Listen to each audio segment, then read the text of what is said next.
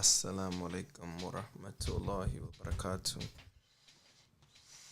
Now,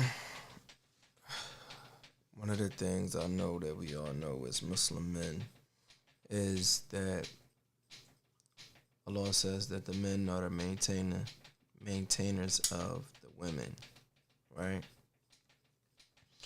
And when I look in the space, it's a lot of red pill, blue pill, this pill, that pill, and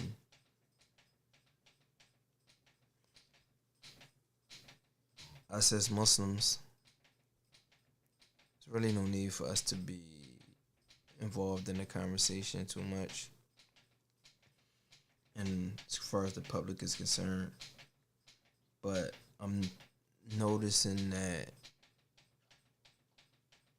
So, when you're a Muslim man, a lot of people don't know you're a Muslim man unless you make it known, right? And when you look in the comments, sometimes, I check the comments because they're funny. But I see a lot of these dudes is Muslim, and they already sucked up into the whole alpha male, high value man, modern women versus this, that. Like, you know what I'm saying? So it kind of always left a sour taste in my mouth, right? And I'm not really the type to get involved in these conversations in public. You know what I'm saying? Like amongst my friends and stuff like that, I do have these conversations from time to time. But there's other things, there's other important things going on in the world. So more important than the catty stuff that's going on online, right?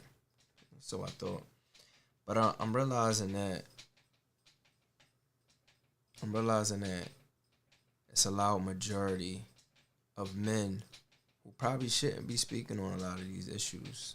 You know what I'm saying? And not because they don't have money to do this, and that, but we now see the space is so fragile, and the space is so insecure that anybody can get in that space and paint themselves as the expert, right? That's when you get people like the boy that be sitting in his car. Dang, what's his name? He tell women everything that they want to hear. You know what I mean? He keep getting caught. Something Derek Jackson. Keep getting caught cheating, wind up divorcing his wife, made, you know what I'm saying? Like she done went off the deep end. And even before he got caught up, men was saying like this is not really how men are. But the women didn't want to hear that. They wanted to follow him, and he was pandering to them because he was making money off of it. Got caught up in a couple of scandals. Followers went up instead of going down. Gained like 200,000 followers after the scandal. Gets divorced. Women still listen to him. And it's very clear that he don't practice none of what he preach. And he not the only one. It's a lot of people that tell these women what they want to hear so that they can profit off of him. And it's sad. But it's not just men profiting off of telling women what they want to hear. It's also men telling men what they want to hear. And you get the passport bros and red pills and all of these other things.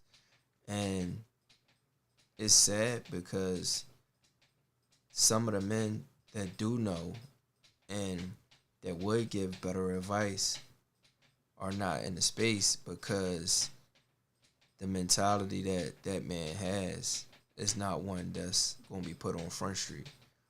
You know what I'm saying? Like, it's kind of like leadership in Islam, right? In Islam, the leader is usually the person that don't really want to lead because of the humility, because of the respect for the level of responsibility that comes along with leadership. 'Cause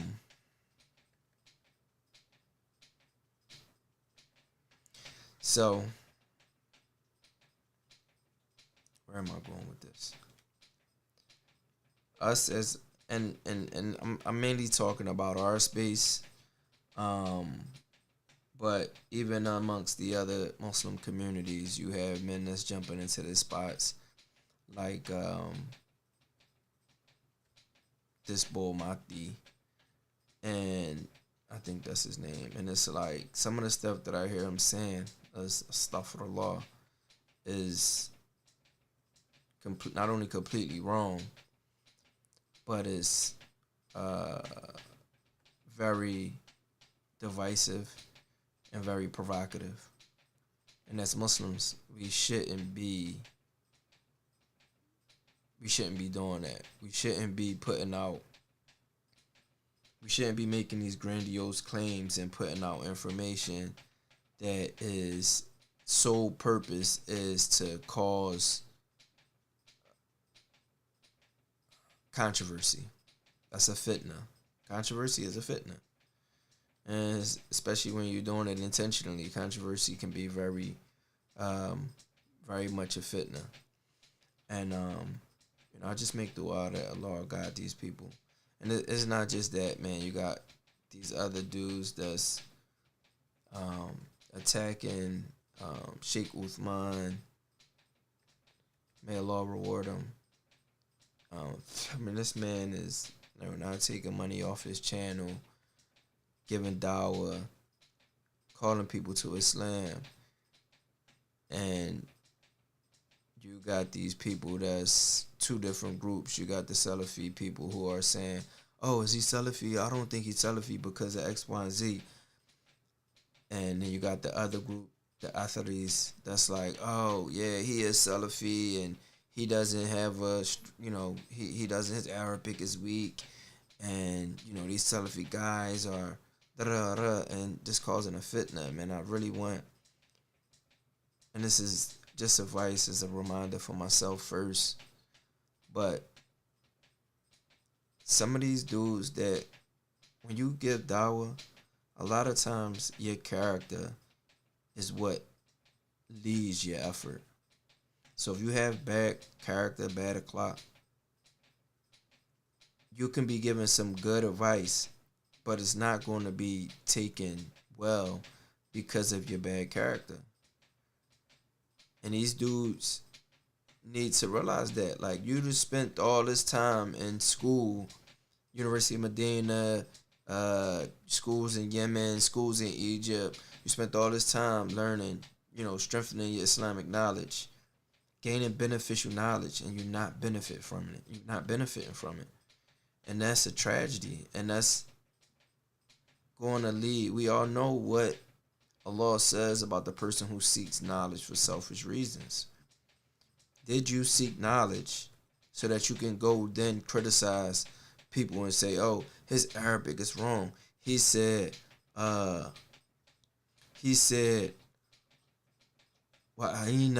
and he should have said, wa'aini. Like simple things that's like nitpicking. Oh, you guys, how can Allah be, these guys think the Salafi, these Athari boys, these two dudes that sit in front of a camera and criticize everything. And they say, oh, these guys think that Allah has legs and arms and, he say, these guys think that us says Allah doesn't have arms and legs, that when he says this, and that, and it's like, bro, teach what you learn. If it's the wrong thing, make dua for that person. Talk to that person in private. Call them to what's correct. And it's crazy because the scholars are old. They wouldn't do this. They would try over and over and over again to bring, if they heard somebody was doing something wrong, I think Sheikh al-Islam, they heard somebody was doing something wrong, they would tell them, and Sheikh Albani, would tell them in private and keep trying and trying and trying and trying and trying until it became a fitna. The problems that they was putting out became a fitna. Then he would call them out in public, only because he wanted to reach them people, not because he wanted to ridicule this person for being less knowledgeable than them or for being wrong on a particular topic. I don't know what's going on with my camera. We gotta do better as a ummah. I think a dog hair, one of my dog hairs in there. Yes, I have a dog. Stuff for the law. She lives in the house. Please, um, don't don't judge, bro. I lived in a very, very, very rough neighborhood, and I would be out late. My family would be in the house, and Allah says that you can have a dog. Well, I say Allah says. Sorry. Um, I don't want to. I don't want to get into Allah said, His Prophet said, because I'm not a scholar, right?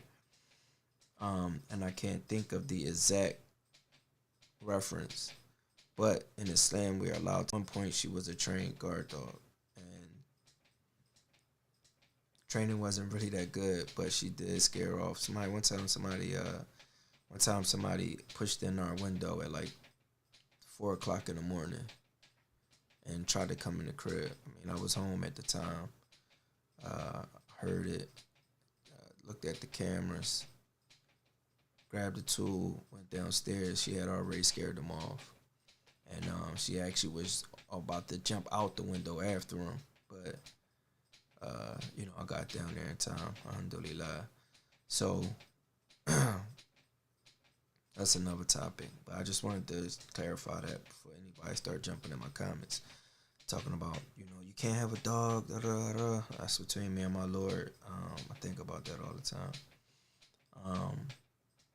Because, the dog can serve a purpose, but, dogs get old. And that's another topic, like I said.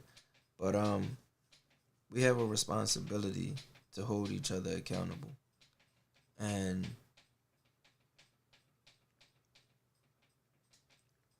like I said, it's a tragedy to go and study at university, study Islam, this noble religion, this noble knowledge, this sacred knowledge, just to ridicule your brother for possibly making a mistake, whatever, possibly just being ignorant on something. We should be helping each other and pulling each other up, not bringing each other down. So, inshallah, I hope this bickering back and forth between this, Oh, yeah, I was talking about the, Athari, talking about the attributes of Allah, criticizing people who claim to follow the Salafi.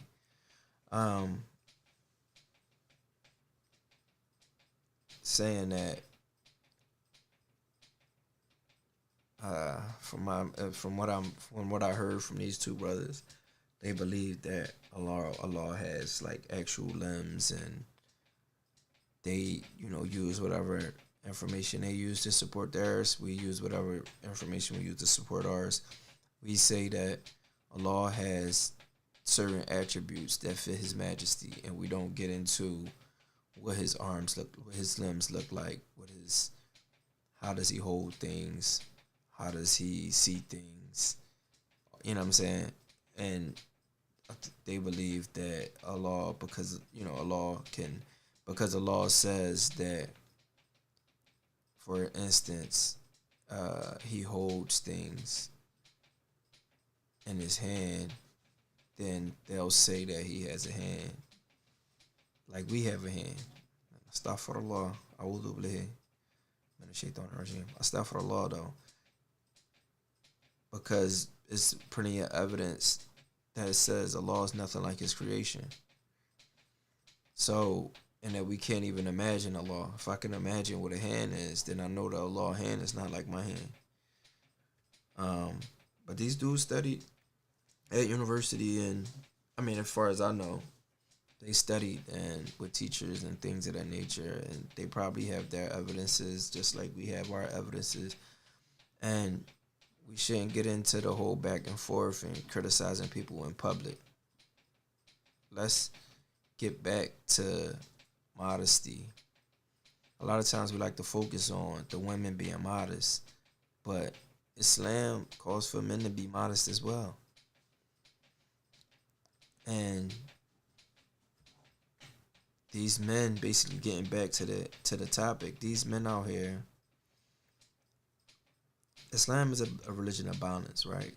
So while you have these men over here that are catering to women and telling them what they want to hear to get what they want from women, and you have these other men on the other extreme that's telling men to be a certain type of way in order to get women, we should be in the middle, and we should be calling to what's right. You know what I'm saying? We should be calling men to get married and to be men. All of this, fake playboy. Oh, I got women on webcam to do X, Y, and Z.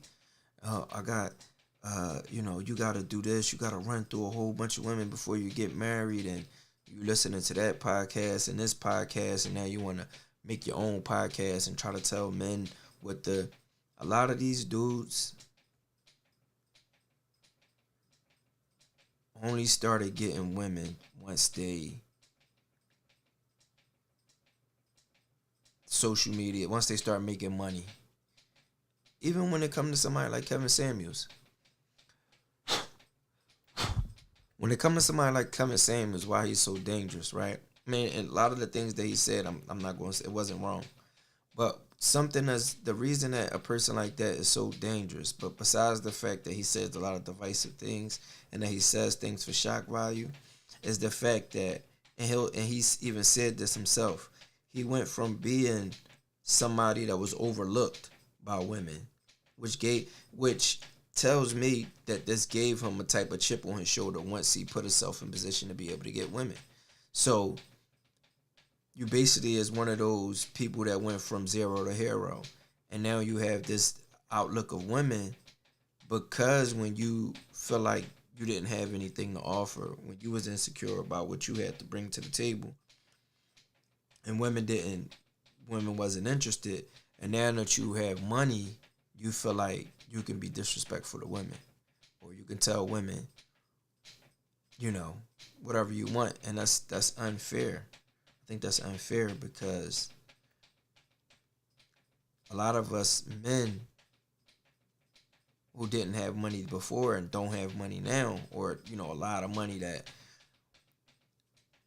didn't rely on those things to get the attention of women. We relied on things that really mattered, like substance, being thorough dudes, being honorable. You know what I'm saying? Like, money don't make a man. And one of the things that Imam Shadi Muhammad said, which I agree with wholeheartedly, is that, let me fix this camera, man, is that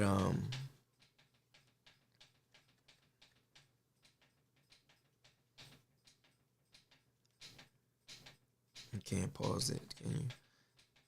Is that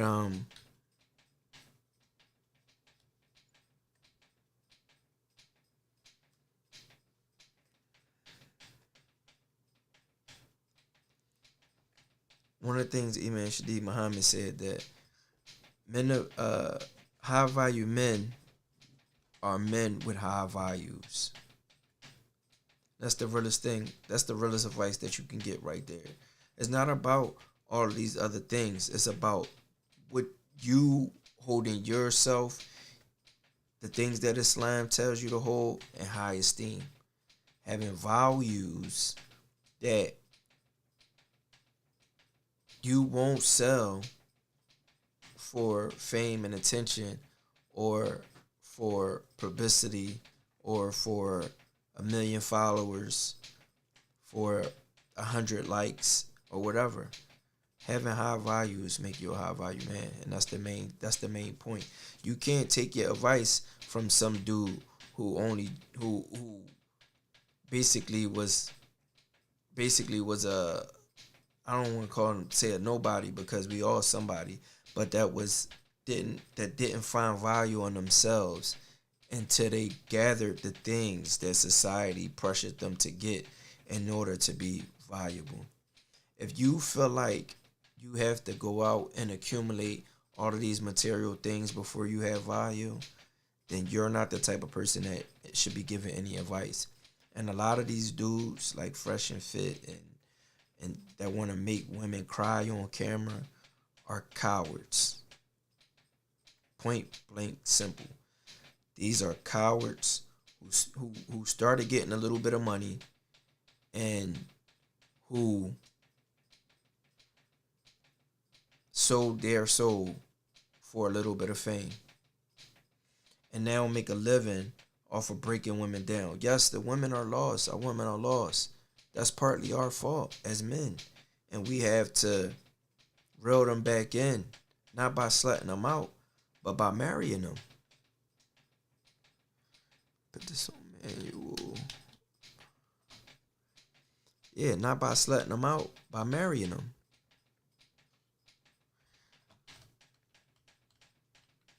My bad, y'all. By marrying them and making them honorable women. Bringing children into this world and raising them up to be better people. What we broke over the last 80 years won't be fixed in the next 8. Things take time, but we have to start doing these things now. And we first got to start by calling out. And it's funny because these are the same dudes that call everybody simps. But then when you see them uncomfortable on camera, they uncomfortable in their skin. So of course they're going to be uncomfortable on camera. They running around with skinny jeans on and cowboy boots. Running around with skinny legs on and Jordans. Pants sagging. These are not men. Never been in a fist fight, but so gangster. These are not men. These are not men. These are the type of dudes that sat behind a computer for the last 10 years of their adult life and learned, perfected a strategy, made some money, now, reinvented themselves like they college kids, feeling like the world owed them something, and now going out and teaching our kids all of the wrong things.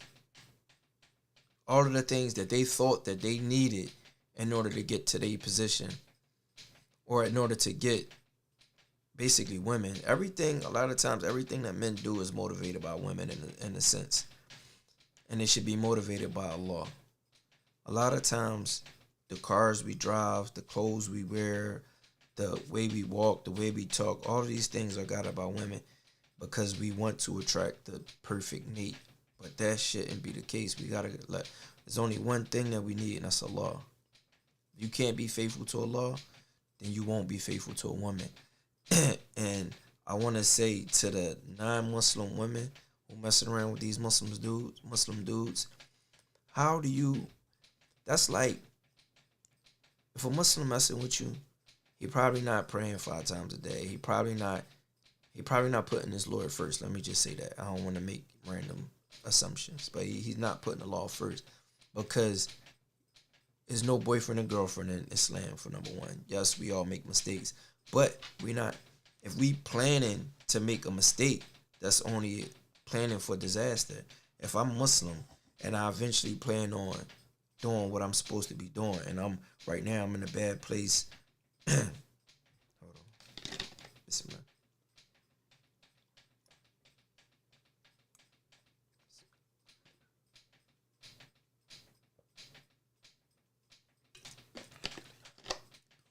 If I'm Muslim and I'm in a bad place, I'm not worshiping the Lord the way that I should be worshiping Him, and I fall for a girl,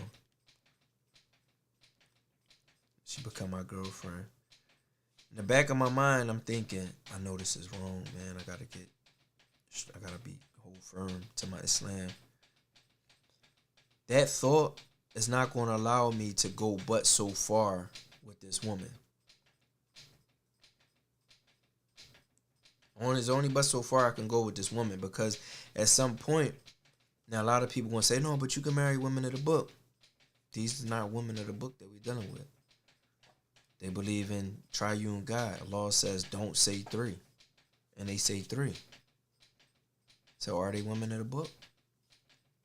Allah says don't take the non-believer as close friends. What's more closer than your wife? If Allah say don't take the non-believers as close friends, how you gonna marry one?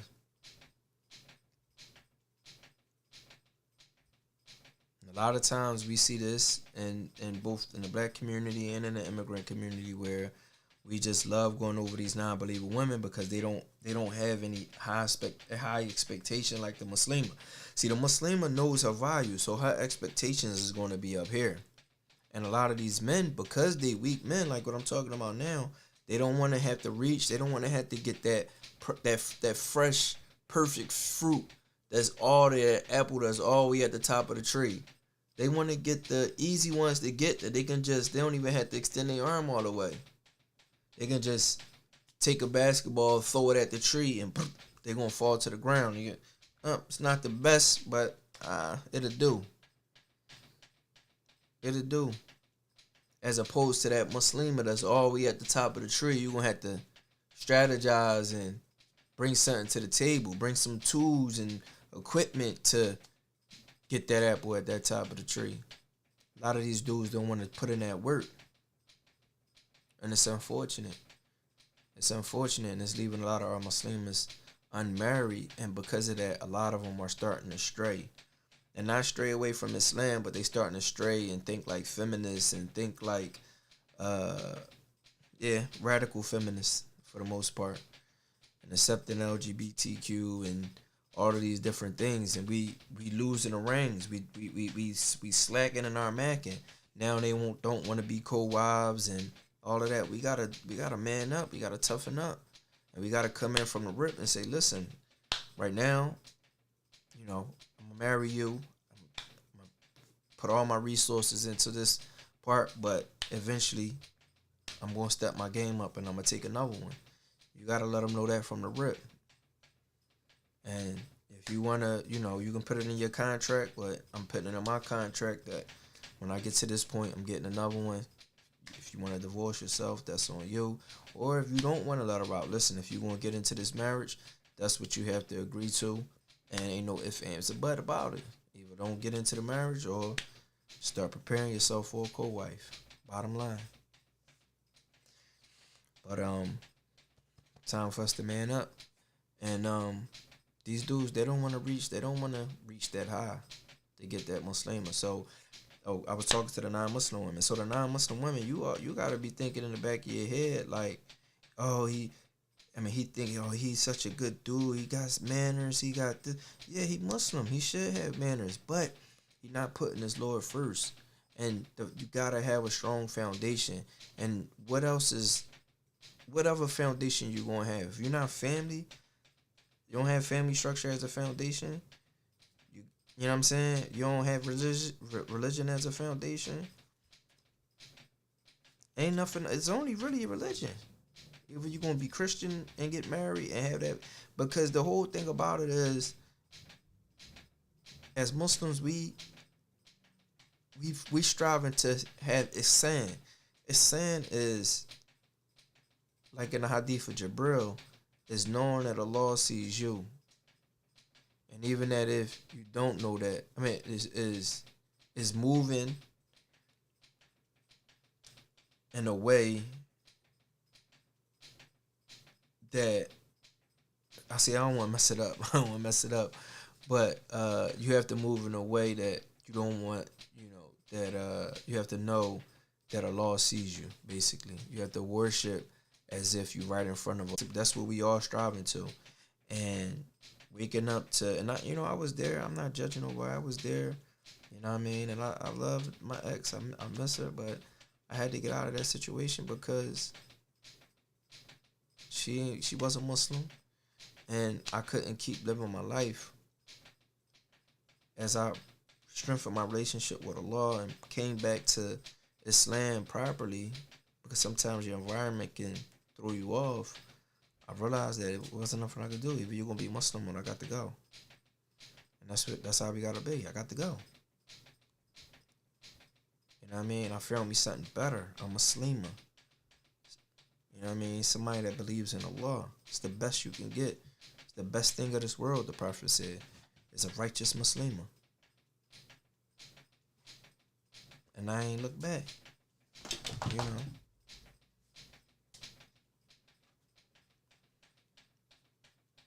I mean, sometimes you gotta make sacrifices, man.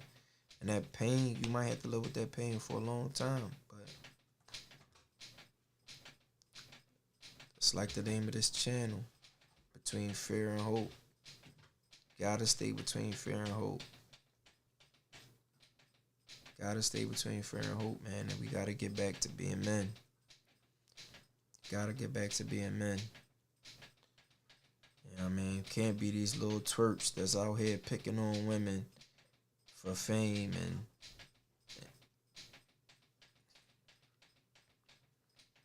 sad, man. It's just sad. But yeah, if you're a non-Muslim woman, leave these Muslim men alone, man, because they just going to, use you up as soon as it's time. If he can't be the God, he can't be faithful to you. Point blank, period. If he can't do what the law requires of him, he ain't gonna be able to do what you require of him. And even if he could do temporarily, you're not gonna respect it at the end of the day, because at some point you're gonna think, damn, this dude do whatever I want him to do, and he ain't even doing what he's supposed to be doing. And eventually you're gonna want to get married, and you're gonna want to have children, and he, you know what I'm saying? And if he Muslim, he can't tell his people is he getting married in the church. And if he do, it's like, all right, you'll probably be cool with that because you get in your way. But later on, you're gonna be looking at it like, oh, this nigga just let me do whatever I want. And it's gonna be a turn on. Got a Muslim getting married in the church. Now y'all done had kids, and you bringing home Christmas gifts and all that, and y'all fighting and fussing and arguing. But at the end of the day, he can't tell you nothing. Eventually, you gonna get tired of that. Like, this nigga's a pushover. He's sweet. You know what I'm saying? All he want to do is argue. No, all he want to do is argue. He wants you to cut it out and start, start obeying, love and obey. But y'all can't do that. So, you know what I'm saying? So if you want somebody to, like, a lot of times women think that they want somebody that they can get over on, but eventually that gets tired and it's not a challenge, and y'all move on to something better. And now you at that point, you done wasted 10 years, got 2 kids out of you. You know what I mean? Who want to be in that situation? And you co-parenting, got to get back out on the market, and, everybody looking at you crazy like, oh, you got 2 kids by that nigga? By the Muslim that got married in the church? You got 2 kids by the Muslim boy that's standing and waiting for you outside the church every time, probably coming to church with you. Come on. There ain't no backbone. There ain't no man. There ain't no man. So y'all think y'all want these, y'all think because the Muslim got good values and all of these things, if he ain't strong in his faith, he ain't strong in some other areas, trust me. And if he ain't strong in them other areas, it's only a matter of time before you get war with him. So, and Muslim men, you need to stop chasing after these Muslim women. Non-Muslim women. And step your game up. Go ahead and get you a Muslima. Because imagine going out like Kevin Samuels. You die in the middle of, getting the yams, and you gonna die as a disbeliever. Allah call you back at that time, and the law says when you in the act of committing that fornication, you're not a believer. So imagine dying in the act of that, and you go up a disbeliever. You're gonna be that same story that we hear about oh Lord, please send me back. Send me back just so I can get it right this time. I promise you I'll give it all for your sake. I'm gonna marry me a Muslima. It's too late. Too late. But, you know, it is what it is. Make dua for our brothers. Make dua for our students of knowledge. Make dua for our scholars. Make dua for our laymen. Laymen like us. Assalamu alaikum wa rahmatullahi wa barakatuh.